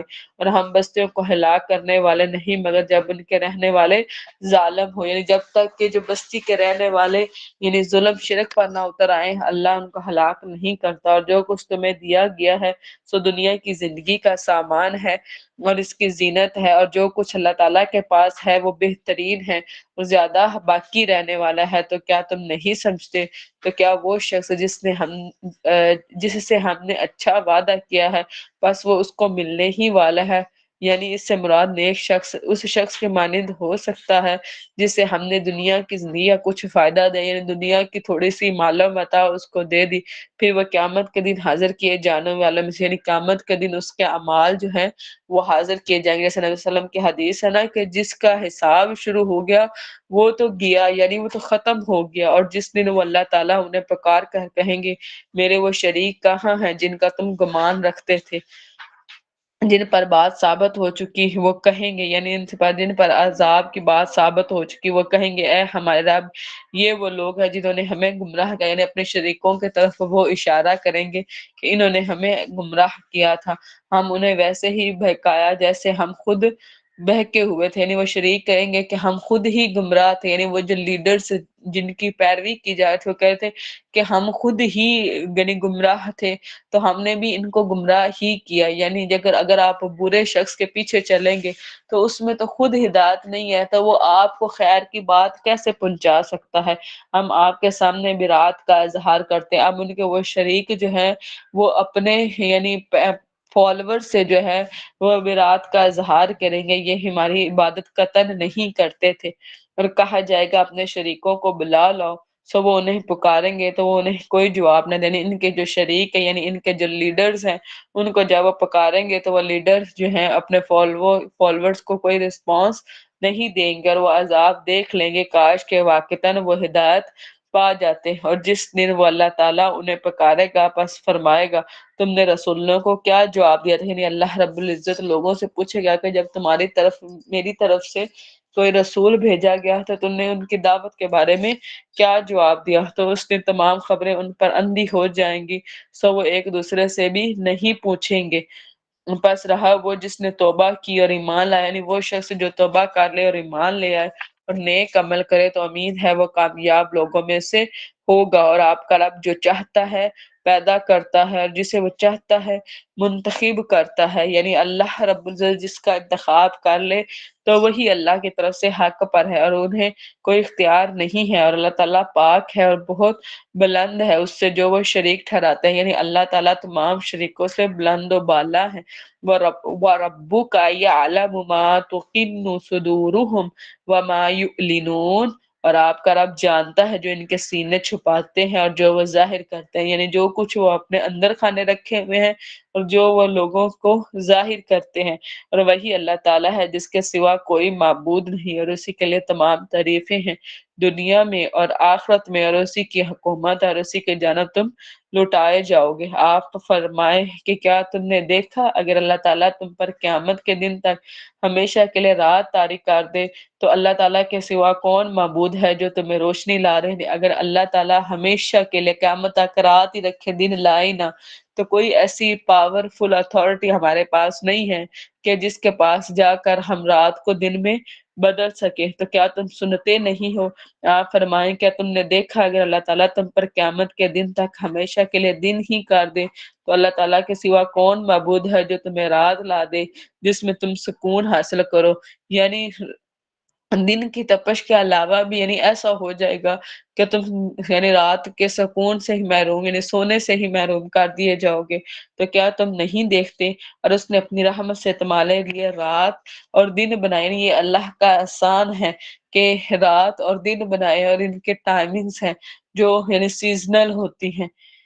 تاکہ تم اس میں سکون حاصل کرو، یعنی رات میں سکون، اور تاکہ تم اس کے فضل میں سے تلاش کرو، یعنی دن میں فضل تلاش کرنا تاکہ تم شکر کرو، یعنی اللہ کی اس نعمت کا شکر ادا کرو۔ نبی صلی اللہ علیہ وسلم کی حدیث ہے کہ جو شکر ادا کرتا ہے اللہ اسے زیادہ دیتا ہے، اور جس دن اللہ تعالیٰ انہیں پکارے گا پس وہ کہیں گے میرے شریک کہاں ہیں جن کا تم گمان رکھتے، یعنی جن کا تمہیں گمان تھا کہ یہ میں اس کو ماننے والا ہوں اور یہ مجھے میری بخشش کروا لے گا اور یہ مجھے اللہ سے بچا لے گا، تو آج ان سب بخشش کروانے والوں کو میرے سامنے لے کر آؤ اور ہم ہر امت میں سے ایک گواہ کھینچ کر لائیں گے، یعنی ہر امت پر جو ہے ان کا رسول گواہی دے گا، پھر ہم کہیں گے کہ اپنی دلیل لاؤ، تو وہ جان لیں گے کہ یقیناً حق اللہ تعالیٰ ہی کے لیے ہے اور وہ بھی ان سے گم ہو جائے گا جو وہ گھڑا کرتے ہیں، جو اپنے من گھڑت جھوٹ بنائے ہوئے تھے، ٹھیک ہے، وہ سب کچھ اس دن ان سے زائل ہو جائے گا، سب کچھ ختم ہو جائے گا۔ یقیناً قارون موسیٰ کی قوم میں سے تھا۔ اب یہ قارون جو ہے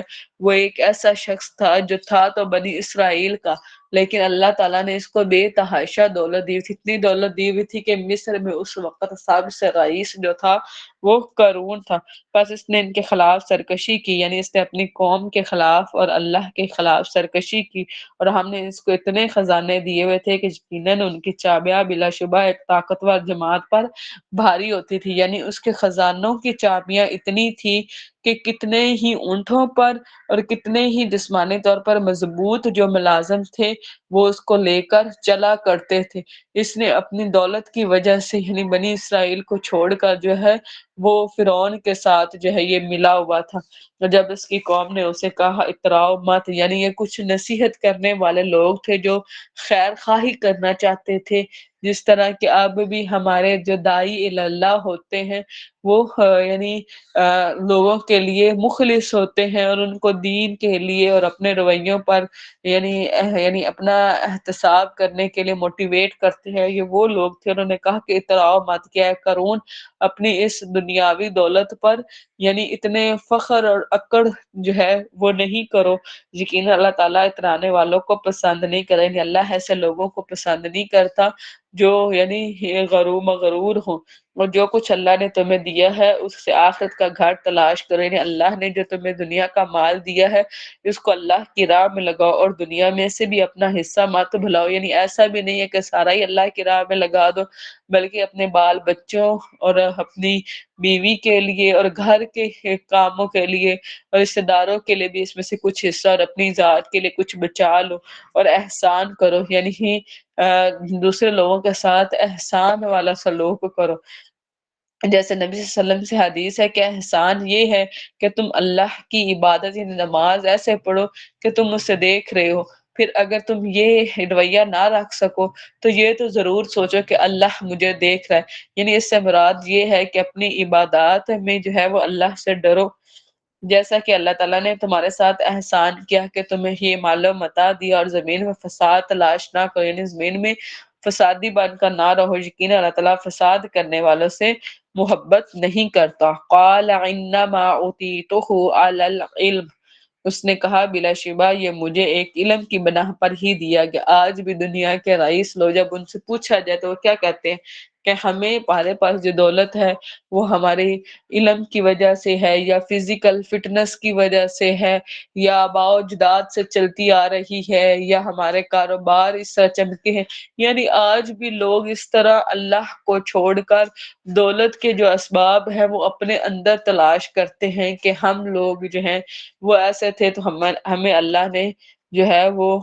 یہ رزق دیا ہے جو میرے پاس ہے. اور کیا وہ نہیں جانتا کہ بلا شبہ اللہ تعالیٰ اس سے پہلے یقیناً کتنی قوموں کو ہلاک کر چکا ہے جو اس سے زیادہ قوت اور اس سے زیادہ جمعیت رکھتی تھی. یعنی جیسے قوم صالح تھی اور جیسے کہ قوم عاد تھی تو وہ کتنے فزیکلی فٹ تھے اور کتنے جاہ و جلال والے اور کتنے ہی لگژری ان کی لائف تھی. تو کیا ہوا کہ اللہ تعالیٰ نے ان کو ختم کر دیا اور مجرموں سے ان کے گناہ پوچھے نہیں جاتے. بس وہ اپنی قوم کے سامنے اپنی زینت میں نکلا. یعنی ایک دن ایسا ہوا کہ وہ بڑے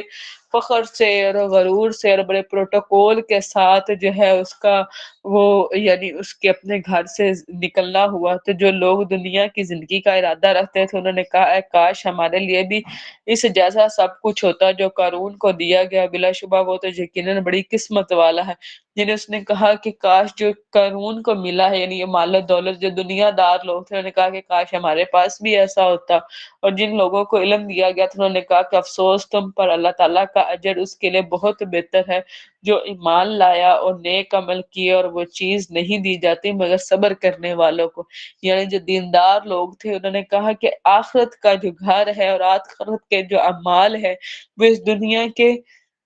اعمال سے زیادہ بہتر ہے. جیسا نبی صلی اللہ علیہ وسلم کی حدیث ہے کہ اللہ تعالیٰ تمہارے اعمال اور تمہارے مال کو نہیں دیکھتا بلکہ اللہ تعالیٰ تمہارے دل اور تمہارے جو اعمال ہے یعنی عمل ہے اللہ اس کو دیکھتا ہے. چنانچہ ہم نے اس کو اور اس کے گھر والوں کو زمین میں دھنسا دیا. یعنی وہ کیا تھا، زمین کے اوپر زمین کی پیدا کی گئی جو مخلوق تھی اس سے اپنے آپ کو اعلیٰ سمجھتا تھا. تو اس کا عذاب یہی تھا کہ اس کو اور اس کے گھر کے والوں کو سب کو اللہ تعالیٰ نے زمین کے اندر جو ہے وہ دھنسا دیا. تو اب جو اس کے بارے میں کہا جاتا ہے کہ قیامت تک دھنستا ہی جائے گا. تو وہ ایسا نہ تھا جو اللہ تعالیٰ کے مقابلے میں اس کی مدد کرتا، نہ وہ خود اپنی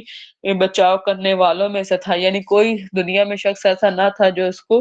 اس دھنسنے سے بچا سکتا. اور جن لوگوں نے کل اس کے مرتبے کی تمنا کی یعنی وہ دنیا دار لوگ جو کل اس کے مرتبے کی تمنا کر رہے تھے وہ ایسے ہو گئے کہ کہنے لگے کہ افسوس، یقیناً اللہ تعالیٰ اپنے بندوں میں سے جس کے لیے چاہتا ہے رزق کشادہ کرتا ہے. یعنی آج وہ قارون پر جو ہے وہ افسوس کر رہے تھے اور جس پر چاہتا ہے تنگ کرتا ہے. اگر یہ نہ ہوتا کہ اللہ تعالیٰ کا ہم پر احسان ہوتا، یعنی یہ اللہ کا احسان ہے کہ اللہ تعالیٰ نے ہمیں کم رزق دیا ہوا. اگر ہمیں قارون جتنا رزق ملتا تو آج ہم بھی قارون کے ساتھ ہی زمین میں دھنسائے جاتے. تو ہمیں بھی ضرور دھنسا دیتا. افسوس، یقیناً کافر کامیاب نہیں ہوتے. دل کا دار الآخرہ، اور یہ آخرت کا گھر ہم نے ان لوگوں کے لیے بنایا ہے جو زمین میں نہ بڑے بننے کا ارادہ رکھتے ہیں اور نہ ہی فسادی، نہ تو زمین میں فسادی ہوتے ہیں اور نہ ہی وہ بڑے بننے کا دعویٰ کرتے ہیں. اور انجام کار متقیوں ہی کا ہے.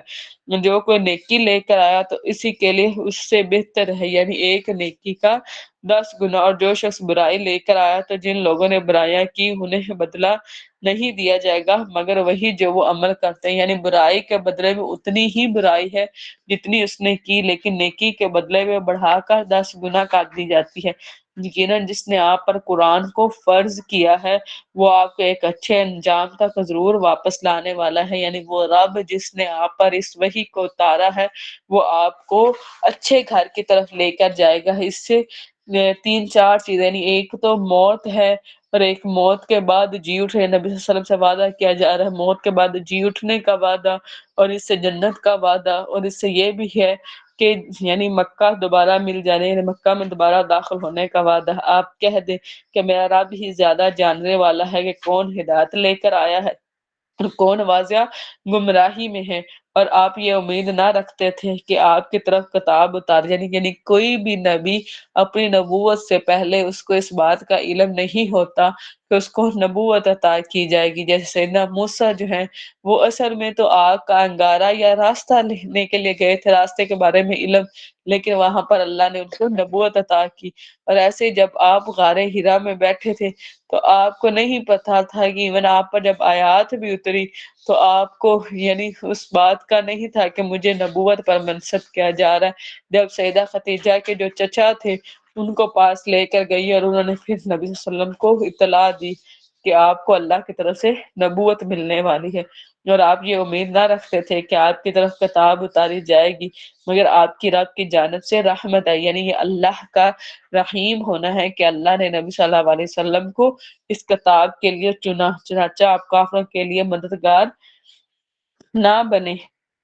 اور وہ آپ کو اللہ تعالیٰ کے یاد سے نہ روک دے اس کے بعد کہ وہ آپ کی طرف نازل کر دی گئی ہیں. اور اپنے اور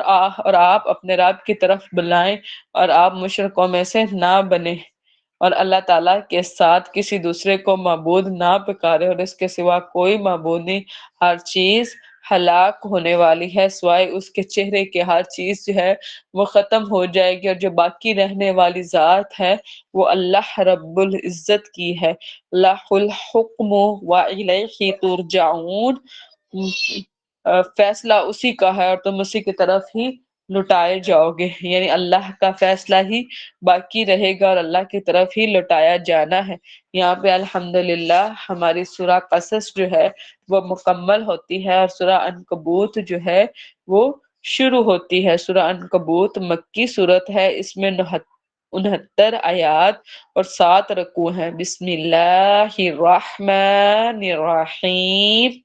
الف لام میم. یہ حروف مقطعات ہیں اور اس کا علم اللہ رب العزت کے ہی پاس ہے.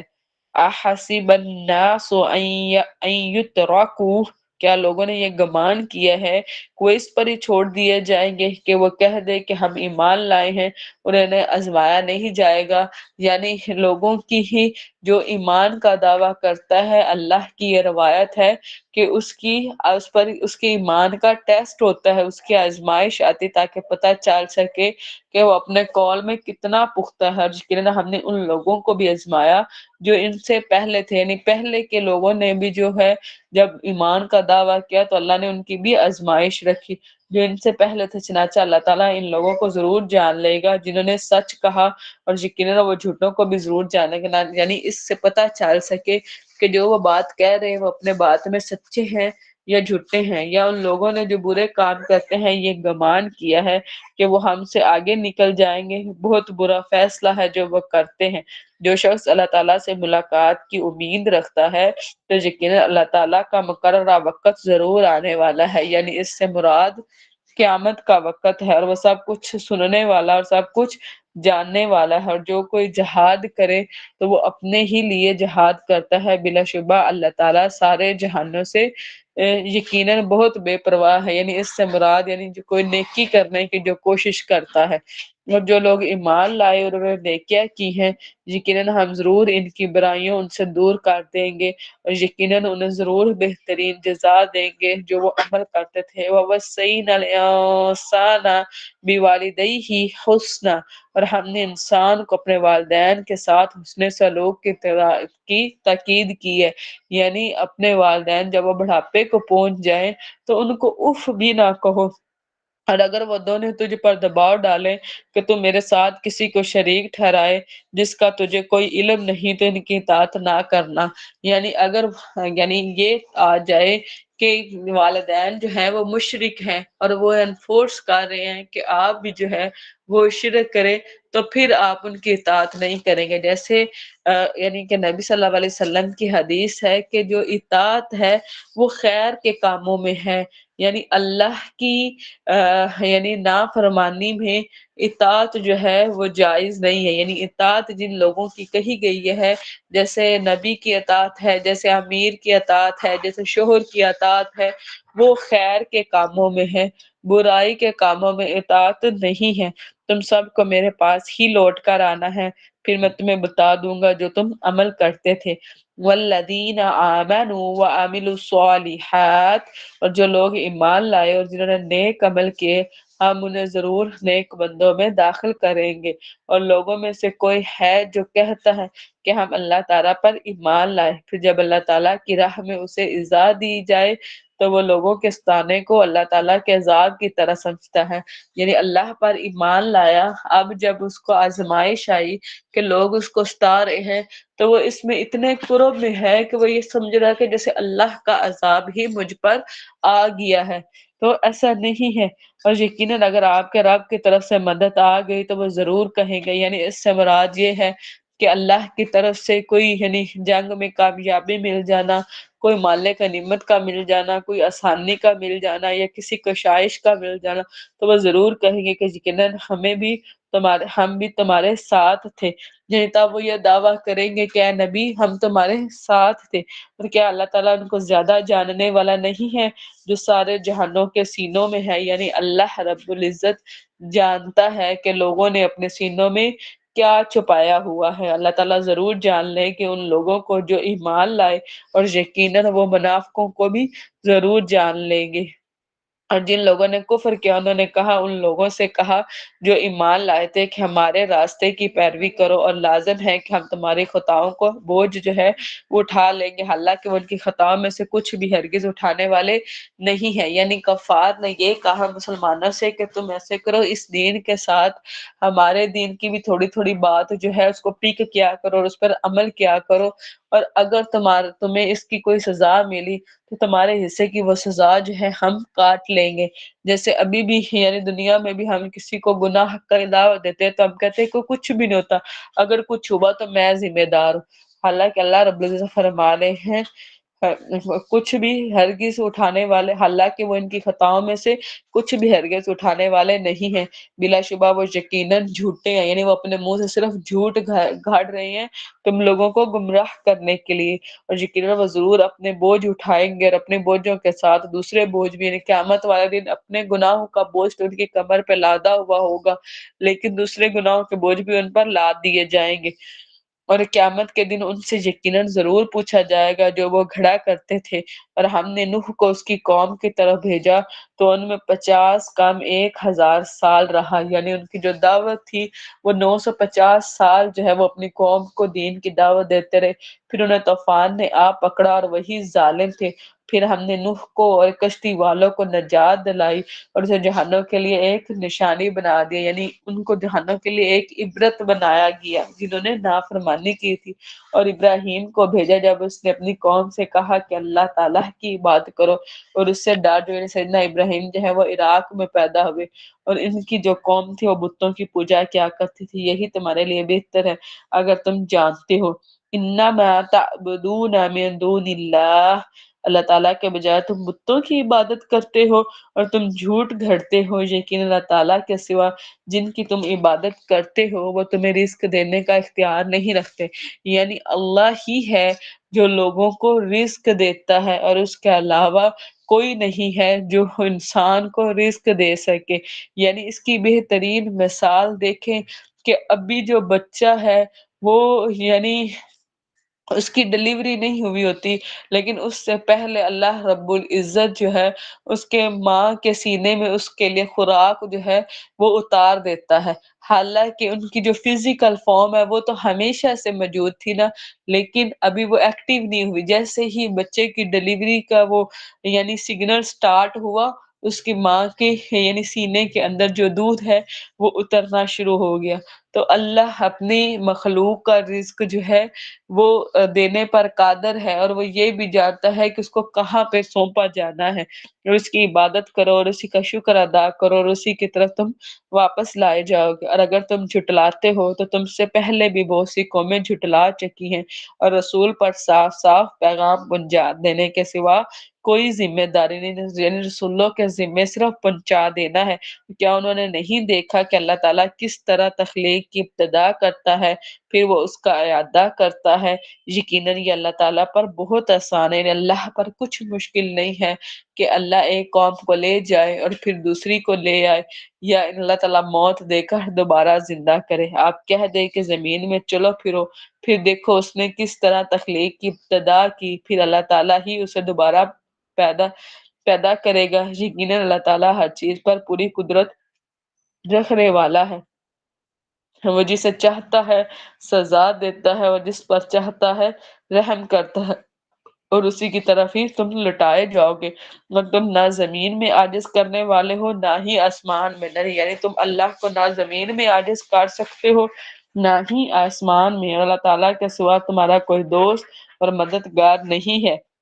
اور جن لوگوں نے اللہ تعالیٰ کے یاد اور اس سے ملاقات کا انکار کیا، یہی لوگ میری رحمت سے مایوس ہیں، یعنی ان کو کوئی امید ہی نہیں ہے کہ وہ اللہ سے ملنے والے ہیں، اسی لیے تو انہوں نے جو ہے وہ اللہ کے یاد کا انکار کر دیا ہے۔ پھر اس کی قوم کا جواب اس کے سوا کچھ نہ تھا کہ انہوں نے کہا قتل کر دو اسے یا جلا دو اسے، یعنی سیدنا ابراہیم کو یا تو قتل کر دو یا پھر اسی آگ میں جلا دو جس کے خلاف یہ بات کرتے ہیں۔ چنانچہ اللہ تعالیٰ نے اسے آگ سے نجات دی، بلا شبہ ان کے لیے یقیناً نشانیاں ہیں جو ایمان لاتے ہیں۔ اور اس نے کہا کہ تم نے دنیا کی زندگی میں اللہ کے سوا بتوں کو معبود بنایا ہے، دنیا کی زندگی میں اپنے درمیان دوستی کی وجہ سے، یعنی تم نے اور بتوں نے آپس میں دوستیاں کی ہوئی تھی، اور تم لوگوں نے کافروں نے بھی یعنی مشرک نے بھی آپس میں دوستیاں کی ہوئی تھی، اس لیے تم نے اس دوستیوں کے ساتھ پاسداری کرنے کے لیے اللہ کے ساتھ شریک ٹھہرایا ہے۔ قیامت کے دن تم میں سے کوئی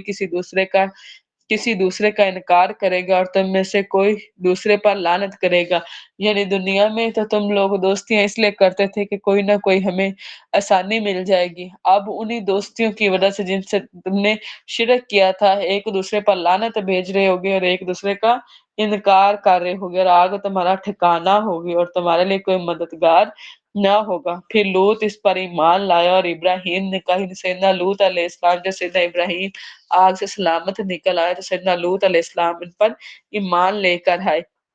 یقیناً میں اپنے رب کے لیے ہجرت کرنے والا ہوں، یقیناً وہ سب پر غالب کمال حکمت والا، یعنی دونوں نے سیدنا ابراہیم نے بھی ہجرت کی اور سیدنا لوط علیہ السلام نے بھی، ہم نے اسے اسحاق اور یعقوب عطا فرمائے، یعنی یہ اللہ کی مہربانی تھی کہ اللہ نے سیدنا اسحاق اور ان کے بیٹے سیدنا یعقوب اور سیدنا یعقوب کے بیٹے جو ہیں وہ سیدنا یوسف علیہ السلام ہیں، یعنی نبی در نبی در نبی،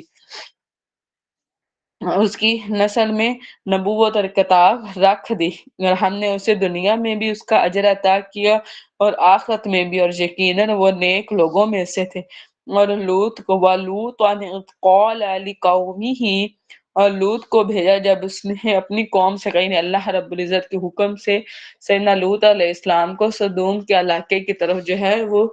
رسول بنا کر بھیجا کہ اشکرن تم واقعی اس بے حیائی کو آتے ہو جو تم سے پہلے جہنم میں سے کسی نے نہیں کی، یقیناً کیا تم واقعی مردوں کے پاس آتے ہو اور تم راستے کاٹتے ہو، یعنی پہلا ان کا گناہ کیا تھا کہ عورتوں کو چھوڑ کر مردوں کے پاس آتے، اور دوسرا کیا تھا کہ راستے کاٹتے۔ اس سے دو تفاسیر جو ہیں وہ نکلتی، یعنی ایک تو یہ کہ وہ واقعی راستوں پر بیٹھ کے کیا کرتے تھے، راستوں کو لوٹا کرتے تھے، اور جو یعنی قافلے جاتے تھے ان میں سے مردوں کو لے کر ان کے ساتھ بدفعلی کیا کرتے تھے۔ اور دوسری بات اس سے یہ احتمال نکلتا ہے کہ راستوں کو کاٹنا اس سے مراد کہ اللہ رب العزت نے جو فطرتی راستہ مرد اور عورت کا بنایا ہے اس کو چھوڑ کر، جس طرح فیملی پلاننگ کے مزید بچے نہ ہوں تو تم اپنی خواہش کو فلفل کرنے کے لیے عورتوں کو چھوڑ کر مردوں کے ساتھ جو ہے وہ اس طرح یعنی اپنے آپ کو ملوث کرتے ہو اور اپنے مجلسوں میں برا کام کرتے، یعنی یہ لوگ جو ہے وہ کھلے عام بے حیائی کیا کرتے تھے اور مجلسوں میں کیا کرتے تھے۔ تو اس کی قوم کا جواب اس کے سوا کچھ نہ تھا کہ انہوں نے کہا کہ اگر تم واقعی سچوں میں سے ہو تو ہم پر اللہ تعالیٰ کا عذاب لے آؤ، یعنی ان کے پاس کوئی جواب تو تھا نہیں کہ وہ کیوں اس طرح کرتے ہیں، بس انہوں نے یہ اپنی ڈھائی میں کہ اچھا اگر تم اتنے سچے ہو تو جس عذاب کی تم ہمیں دھمکی دے رہے ہو اسے لے آؤ۔ لوط نے کہا قال رب انصرنی علی القوم المفسدین، اور لوط نے کہا اے میرے رب فسادی قوم کے خلاف میری مدد فرما۔ اور جب ہمارے فرشتے ابراہیم کے پاس بشارت لائے تو انہوں نے کہا ہم اس بستی کے لوگوں کو یقیناً ہلاک کرنے والے ہیں، اس کے باشندے یقیناً ظالم ہیں۔ ابراہیم نے کہا اس میں لوط بھی ہے۔ انہوں نے کہا ہم زیادہ جاننے والے ہیں کہ اس میں کون ہے، ہم یقیناً ضرور اسے اور اس کے گھر والوں کو بچا لیں گے مگر اس کی بیوی جو پیچھے رہنے والوں میں سے۔ اور جب ہمارے فرشتے لوط کے پاس آئے تو وہ ان سے پریشان ہوئے۔ سیدنا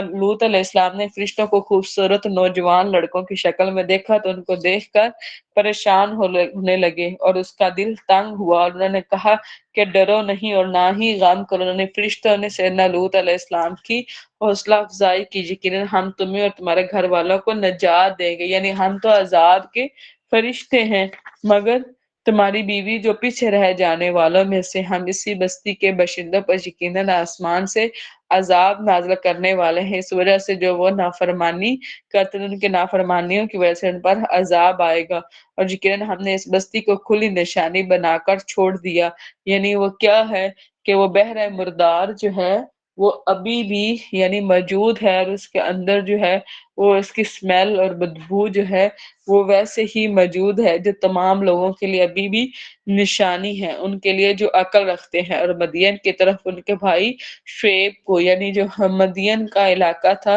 یعنی قوم مدین جو سیدنا ابراہیم علیہ السلام کی ہی یعنی سمجھ لیں کہ آف سپرنگز تھے، ان کی طرف سیدنا شعیب علیہ السلام کو جو ہے وہ بھیجا گیا۔ تو اس نے کہا اے میری قوم اللہ کی عبادت کرو اور آخرت کے دن کی امید رکھو اور زمین میں فساد برپا کرنے والے بن کر دنگا نہ کرو۔ تو انہوں نے اسے جھٹلا دیا تو ایک زلزلے نے انہیں پکڑ لیا، یعنی جب انہوں نے اپنے نبی کو جھٹلایا تو زلزلے نے انہیں پکڑ لیا تو وہ اپنے گھروں میں ہی اوندے پڑے رہ گئے۔ اور عاد اور سمود کو ہم نے ہلاک کیا، یعنی قوم عاد کو اور قوم سمود کو، اور تم پر ان کے رہنے کی جگہ واضح ہو گئی، یعنی یہ وہ رستے تھے، یعنی جس طرح جو عاد کے قوم تھی وہ احقاف کے رہنے والے تھے اور جو سمود کی قوم تھی وہ ہجر کے رہنے والے تھے، یعنی یہ ایسے راستے تھے کہ مکہ کے جو تجارتی قافلے ہیں وہ ان راستوں کے اوپر سے گزرا کرتے، یعنی جس طرح نبی صلی اللہ علیہ وسلم غزوہ تبوک میں جب جانے لگے تو ان علاقوں سے گزر کر گئے، اور نبی صلی اللہ علیہ وسلم نے اپنے چہرے پر جو ہے وہ کپڑا ڈال لیا، اور نبی صلی اللہ علیہ وسلم نے فرمایا کہ جب اس طرح کے یعنی عذاب والے علاقوں سے گزرو تو روتے ہوئے راہ و بقا کرتے ہوئے جلدی سے گزر جایا کرو۔ جب ان کو پتہ چلا، نبی صلی اللہ علیہ وسلم کو پتہ چلا کہ یہاں کے پانی سے جو ہے وہ صحابہ نے بتایا کہ آٹا گوندا گیا ہے، تو نبی صلی اللہ علیہ وسلم نے فرمایا کہ اس آٹے کو جو ہے وہ کچھ حدیث میں آتا ہے کہ اونٹوں کو کھلا دو، اور کچھ میں آتا ہے کہ اس کو یعنی ضائع کر دو، ٹھیک ہے، اس کو کھاؤ بھی نہیں۔ تو اس لیے اللہ رب العزت فرما رہا ہے کہ آپ ان کے رہنے کی جگہ واضح ہو گئی، اور شیطان نے ان کے اعمال ان کے لیے خوش نما بنا دیا تھا، پس انہیں راہ راست سے روک دیا، حالانکہ وہ سمجھدار لوگ تھے۔ اور قارون اور فرعون اور حمان کو ہم نے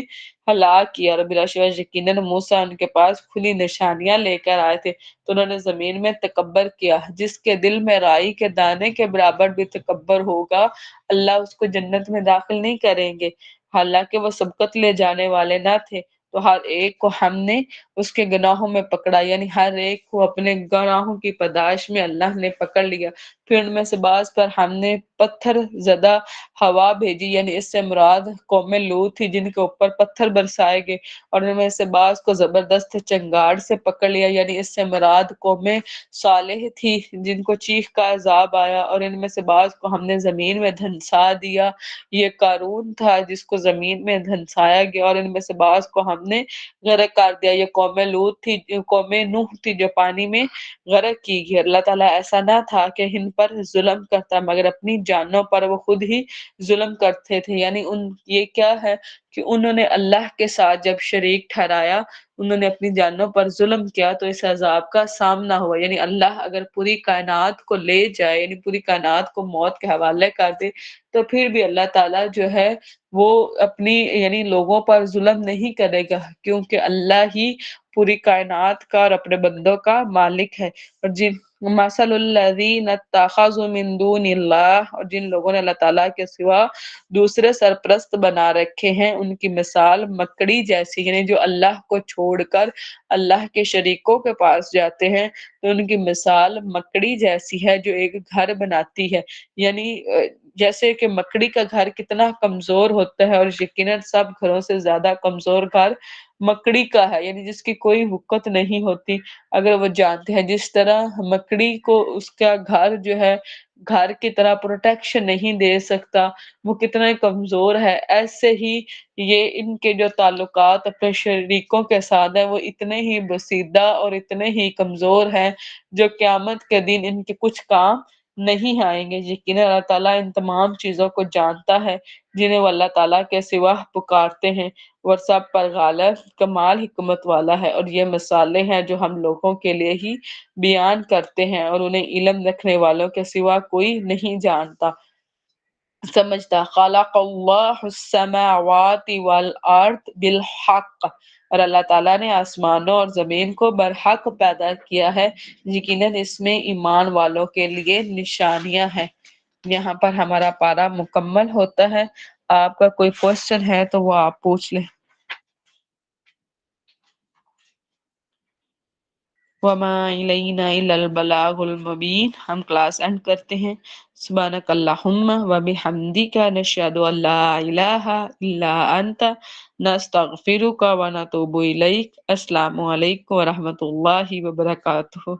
वालेकुम वालेकुम अस्सलाम अस्सलाम। वरहमतुल्लाहि वबरकातुहू। वालेकुम अस्सलाम वरहमतुल्लाहि वबरकातुहू।